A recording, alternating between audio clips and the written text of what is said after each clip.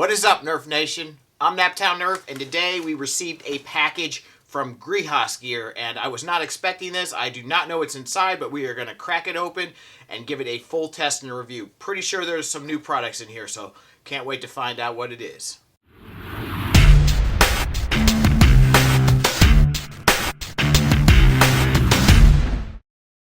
Alright, you guys, so we have some new stuff for the Hypnos, and that's really cool. We have two different versions of Foregrip here, one that has Picatinny on the bottom, so you can attach some sort of angled foregrip or vertical foregrip, and then we have one that's just supposed to be a little more comfortable and easier to grip, so you can prime a little easier, and it's a little more comfortable as it doesn't have these sharp edges that dig into your thumbs, and this has a little notch there, so that's really cool.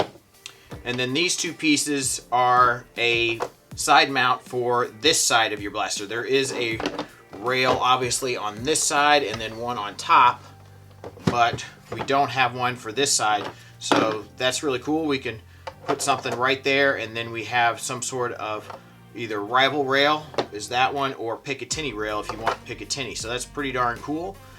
Now, if you're not familiar, I have done a mod guide for this blaster, so if you're looking for that, there is a link above. But this has been modified, so it will be a tougher prime than your normal Hypnos. Obviously, if it works with a stronger prime blaster, then it's going to work pretty well with the stock blaster. So, cannot wait to see how this thing does.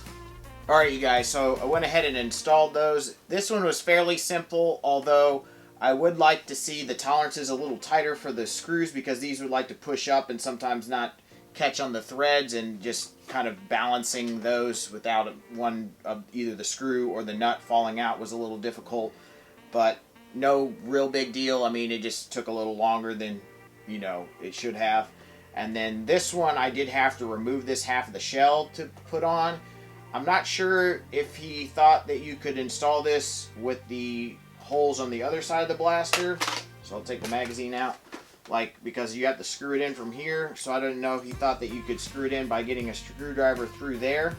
But when I tried that, I literally dropped a screw inside the blaster. So, and not to mention the fact that the correct size screwdriver that I really needed to thread those in was too big to actually fit through these holes. So, I'm not exactly sure how he meant you to put that on, but the easiest way is to take off this half of the shell and put it on. But this blaster, and I haven't even put that back in, but this blaster, in terms of taking this half of the shell off, is not the easiest in the world, because you kind of have to mess this up to get this to pop off, and it's a little bit difficult to actually put the shell half back on. I actually took out this lock finally because it was just so annoying to try to hold this down while putting the shell half back together and then getting that into the exact right spot.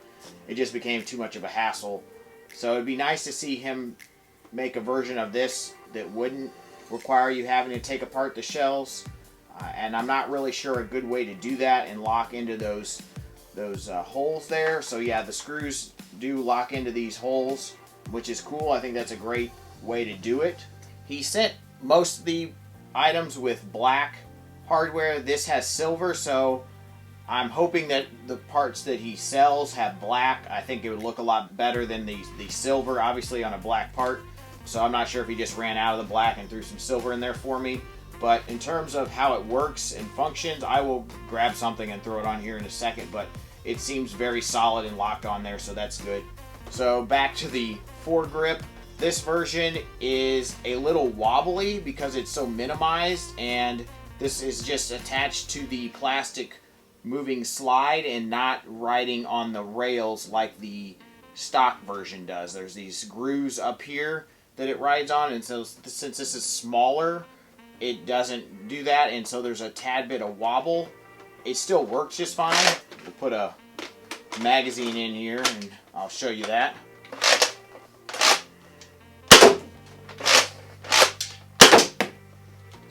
Obviously that thing's hitting pretty hard because it's modified, but yeah, I mean, it is comfortable.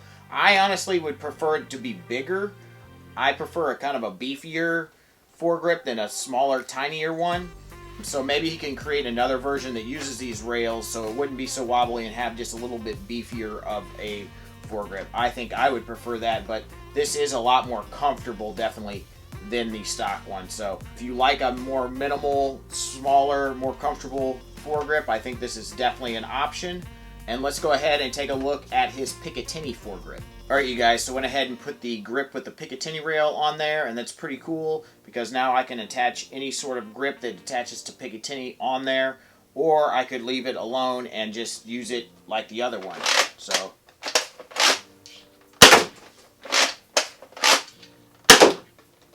So it still works just fine. It's not quite as comfortable, but it's still pretty comfortable. I really don't grip down here. I'm basically just gripping the front of it with my thumb and forefinger.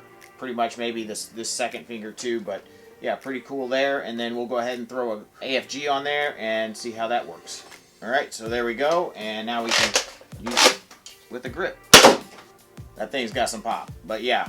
So that's pretty sweet. I mean, really the only thing is I wish that it was bigger, especially if you're not using the grip with it, and that wobble, because it's so minimized, is a little bit annoying, but it's really not too bad. This is really cool. It's locked on there, and I'm going to go ahead and throw a laser sight on there that NFStrike sent me a while back to do a review on, and I've never had a chance to do one, so we'll go ahead and do that and do a mini review on it. Why not? Pretty cool. It comes in its own little case here. And this is like a knockoff, I think, EOTech laser sight. I'm not up to all the lingo or whatnot. I'm sure you guys know what it is, but it's definitely pretty cool looking. And it attaches to Picatinny, so that's pretty sweet. We just put it on there, and then we can use a screwdriver to lock it down, because it's kind of hard to get your finger in there. And I already have the batteries loaded up. They go in the back here, and it takes a very special type of battery. And I'll link that in the description box below. But they look like this. They are a CR123A 3-volt battery. You can also get rechargeable ones, so that's pretty cool. It can take, I think, actually 3 different types of batteries, and it takes 2 of those, so you have to put 2 of them in. Positive side first, and we'll lock it down. It comes with some Velcro. I'm not exactly sure what the Velcro's for. It also comes with a trigger button, which is neat, so you can plug this into the back here. There's a port it's actually covered up by this black thing, and you can pull that out, and then you can control the laser with this. But you don't have to use this, so that's pretty cool too. So you can take that out, and then you can use the laser without that. It has 4 settings, so you turn it to a setting, and then this will turn it on and off if you don't have that plugged in. So there we go. We have a laser and a light. You probably cannot see that at all, but it does look good. The laser is a solid laser. And you can adjust the height and all that with this little screw port right here. There's some dials down here. These do absolutely nothing. But we can go ahead and move that up one and then push the button again. And then it's just the laser. And then we can move it again. And that is like some sort of like infrared. You can't even see that in daylight. But it does show up like a little bit of a laser or something. And then the back part here, like backwards from the on-off, is just the standard light.